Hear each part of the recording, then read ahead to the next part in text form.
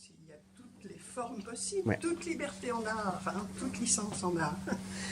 Donc moi j'interviens au nom de l'association Patrimoine Lyonnais qui s'est souvent intéressée aux peintres. Je voulais simplement vous rappeler le travail qu'on avait fait grâce à Roger Ducrot et grâce à Henri-Pierre Troussicot sur la, on pourrait dire, redécouverte de Michel Bourmeau. On avait fait donc un numéro de l'Écho de Patrimoine Lyonnais, La Roche-sur-Yon, ma ville, par les tableaux de Michel Bourmeau. Et puis, quand on a travaillé sur les lavoirs, en particulier les lavoirs du pays lyonnais, mais aussi les lavoirs de Vendée, eh bien, on a demandé à l'association des amis d'André Charles Nolot de nous prêter Les Lavandières, qui n'est pas là ce soir, mais un beau tableau tout à fait dans le style Nolot et dans les thèmes de prédilection qu'il avait. Donc, on s'intéresse bien à tout ça.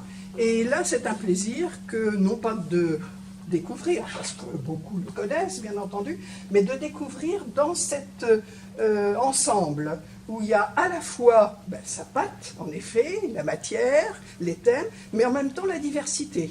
Je crois que là, c'est vraiment un bel accrochage que vous avez réussi, les membres de l'association, et comme tu disais tout à l'heure, grâce à l'œil aussi de Roger. Oh oui, mais ça... Et comme disait Jean Rivière, le derrière de l'œil qui émeut. Ah bon? Ah, ouais. Et c'était deux amis, Jean Rivière et Roger Ducrot.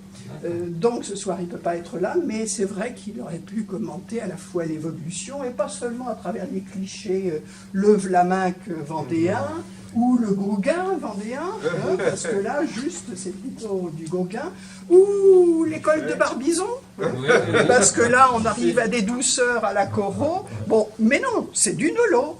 Et c'est des Nolot avec la diversité. Donc c'est tout. Merci à l'association d'avoir fait ce bel accrochage. Merci Florent. Et merci Florent. Et on se fait plaisir. Alors, ce qui est intéressant, c'est que donc l'association les Amis d'André Charles Nolot existe depuis 2011. Et ça a commencé par une exposition à Chantonnay. Voilà. C'est ça. Et on a eu des difficultés à exposer proche de la Roche-sur-Yon. C'est vrai, hein. On a fait Chantonnay, Esnay, Fontenay, tout ce qui... Et la chance qu'on a, là, on est à 600 mètres, j'ai regardé de où habitait André Charles Nolot, Oui. rue Ferrer. Et donc il a habité là-bas toute sa vie. Hein. Il est né là-bas et décédé là-bas. Donc c'est vraiment formidable d'être juste à côté de chez lui. Oui. Ah oui. La chance qu'on a, c'est qu'ici il y a beaucoup de passages. Hein. Même le temps de l'accrochage, on a vu, il y avait beaucoup de monde. Donc ça sera vu, cette exposition. Donc il y a des grands formats. On a le film, comme disait Sabine, le film Oh passe oui, parce ici que... en continu. Non, oui, mais c'est tellement Donc la bon. petite histoire du film est sympa, c'est que c'est un article dans le journal qui est passé en 1971 qui dit que le Caméra Club de La Roche-sur-Yon a fait un film sur André Charles Nolot et nous on l'avait pas. À l'époque je travaillais chez Fleury Michon avec Félix Fleury, il me dit bah, tiens je connais l'ancien président du Caméra Club, monsieur Lacroix. Il m'a mis en contact avec lui, il m'a dit non c'est pas moi qui l'ai, c'est Pierre Lervoire, mais il est en Guyane. Quand Pierre Lervois est venu à Lyon, il me l'a envoyé, le film Super 8, dans une enveloppe qui n'était même pas fermée. Donc on a eu beaucoup de chance. Depuis, ces deux personnes ne sont plus là. Donc c'était bien à l'époque d'aller Moi, vite je pour prends récupérer les beaucoup de témoignages. plaisir à regarder ça. Oui. Beaucoup de plaisir. À ce jour, on a recensé 1784 œuvres. Donc ça, c'est les œuvres qui sont photographiées et référencées chez nous. Rue Ferrer, son atelier, c'était des toiles du sol au plafond. Oui, c'est ce qu'on voit là-bas. Ah oui, Alors, petite chronologie, 1908, naissance. 1927, premier salon lyonnais, avec ses amis René Robin, Henri d'Arc, et son professeur de dessin, Léon Hauteville. Et vous allez voir, là-bas, il y a un portrait qu'on a mis, il y a écrit « Études ». oui, j'ai vu. Donc c'est clairement un portrait qu'il a fait avec Léon Hauteville. Il lui a appris à faire un portrait. Et c'est vraiment cette touche-là. 1947, les premiers salons parisiens, donc salon violet, salon d'automne, il a fait pas mal de salons grâce à son père qui était architecte à Paris. Donc il lui a envoyé ses tableaux, il les donnait au salon. En 1963, Valentin Roussière, donc journaliste, le surnomme le Vlaminck vendéen, et ça sera resté après toute sa vie. Donc pourquoi le Vlaminck? Parce qu'il y a des ciels tourmentés, des arbres décharnés. Voilà. Donc ses amis, André Charles Nolot, je pense qu'ils aimeraient bien exposer aussi à La Roche avec lui, un de ces jours. Donc ça serait, moi j'imagine une expo René Robin, Léo Hauteville, Henri d'Arc, Jean Droyard, Léonard Coquet, Aimé Lauger, Lucien Chenu. Voilà, ça serait super de faire une expo, parce qu'ils sont tous complémentaires dans leur style. Il y en a d'autres à rajouter peut-être? Non. On reparlera de Droyard si tu veux, par rapport à ce... Oui. ce portrait. Ah d'accord. Droyard, très bon peintre. Hein. Donc la passion d'André Charles Nolot, vous l'imaginez bien, c'était quoi? Pas les voitures, hein. La nature. Donc la nature qu'il aime, c'est la nature authentique, la nature sauvage, à l'état brut. Et donc il voulait témoigner de toutes ces vieilles fermes avant qu'elles soient détruites. Et ce qu'il aimait surtout, c'est discuter avec les paysans. Oui. Quand il mettait son chevalet près d'une ferme, automatiquement, ça attirait les voisins. Et alors là, il adorait ça, aller dans la ferme et boire un coup de rouge et prendre du pâté, etc. Mais vraiment, il aimait ça, puis il savait le raconter. Oui. Donc c'est de la peinture qui est faite par quelqu'un qui met ses bottes et qui va dans les champs avec la boue jusque-là. Quelquefois, c'était les chiens qui... Oui. Et parfois, il se faisait virer à coups de fusil. Oui. Ah oui. C'était un peintre de tempérament. Donc les variations picturales suivaient ces variations d'humeur. Oui. Donc là, c'était un jour où il n'était pas très content, on pense. Oh là là, oui. Et là, ça allait un petit peu mieux. Après, il y a différentes périodes artistiques. Ouais, bien sûr. Voilà, donc il y a des tableaux de la première époque qui sont très figuratifs, où il peint vraiment ce qu'il voit. Et on voit les toits qui sont presque faits à la règle. Bien fait. Après, ben, il peint plus ce qu'il ressent, et c'est vraiment ça. Où le vent peut emporter une maison, et on voit qu'elle tremble. C'est assez rigolo. Quand j'ai connu Nolot en 72, il était réputé pour ses marais. C'est vrai. Tout le monde s'achetait des marais. Ah oui. Tous mes collègues, tous mes amis s'achetaient des marais. Moi j'ai un marais, forcément. Et il m'expliquait ses ciels. Et alors c'est une Vous pouvez en dire approche... plus sur ces ciels, justement? Vas-y. Non mais Ces ciels de marais, justement. oui, non, mais il disait pas les cieux, il disait les ciels. Alors il me dit, non, parce que quelquefois, comme je bavarde un petit peu, Non. je lui disais, mais vos collègues ne vous aiment pas trop. C'est vrai. Pas du tout, même. Et ils sont féroces entre eux, les peintres, hein. Oh, les artistes, je crois que...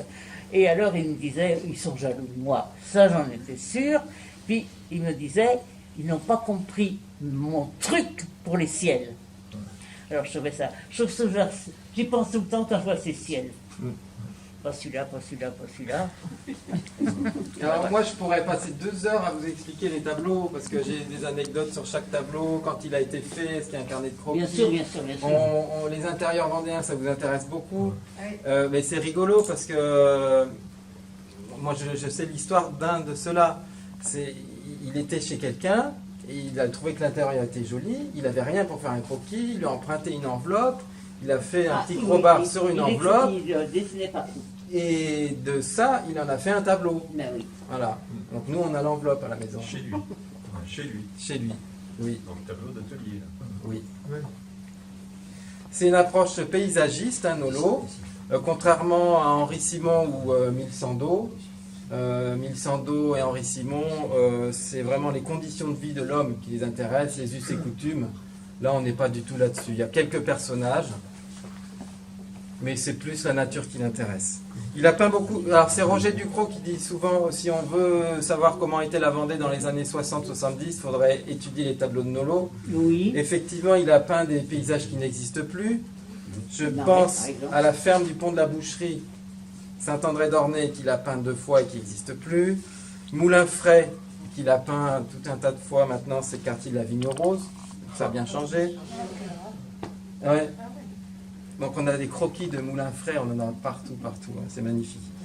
Le marais breton vendéen, pareil, qui est plus inondé, mais maintenant qui est drainé. C'est des grandes prairies. Les bateaux de pêche à voile, les intérieurs vendéens, les lavandières, on disait tout à l'heure. Et il a enlevé ce qui n'intéressait pas dans le paysage. On disait avec Yvon tout à l'heure, le paysage de la Gâchère. Ben, il y a un pont normalement, mais il n'a pas représenté le pont. Les poteaux électriques, téléphoniques, ils ne sont pas dessus non plus. Non. Ça n'intéressait pas. Il y en a qui les font, il y en a qui les représentent. Bah oui. Ah bah oui. Trocico, pareil. Le tableau préféré de Roger Ducrot, c'est celui-là, de toute l'expo. C'est celui-là. Voilà. Il dit, moi, si je fais du vélo, j'aimerais pas passer à cet endroit-là. C'est Ducrot. Et alors, Chonchon a fait une petite vidéo, et Roger Ducrot est en train de dire, tout est dit du bout du pinceau, parce que c'est vrai qu'on a un petit personnage, Ah oui, il y a toujours des petits personnages. et on arrive à voir qu'elle a une petite bassine ou des fruits et des légumes, et qu'elle rentre vite à la maison parce qu'il y a de l'orage. Donc Roger Ducrot, il dit, tout est dit du bout du pinceau, c'est ça le grand art, parce qu'il a suggéré les choses. Et qu'est-ce qu'on était bien reçu chez lui. Parce que... Ah, il serait déçu, Le là. Covid, Pardon, Il serait déçu aujourd'hui. il y avait toujours à voir chez lui. Oui. Hein. Maintenant, on va vous lire un petit extrait d'un vernissage chez André-Charles Nolot le 23 novembre 1974. Et c'est son ami Amédée Pélène, qui était vétérinaire à La Roche-sur-Yon, qui faisait tous les discours d'exposition. Et là, c'est un tout petit passage, et je trouve que ça représente bien cette exposition-là.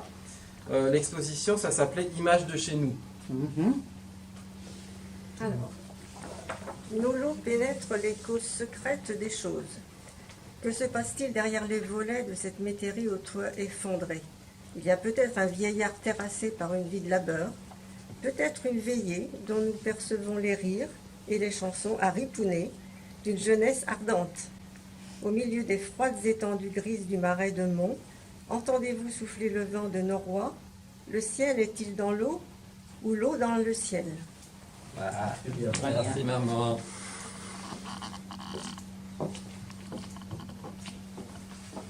Voilà, donc merci à tous.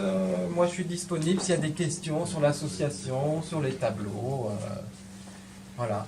Il y a un livre qui est à... Et n'oubliez pas. Ah oui, Il y a un livre qui est oui, paru exactement, cette paru. année avec des textes très très bien. Régine Albert, qui d'autre Il n'est pas là ce soir. Non, on n'a pas pris.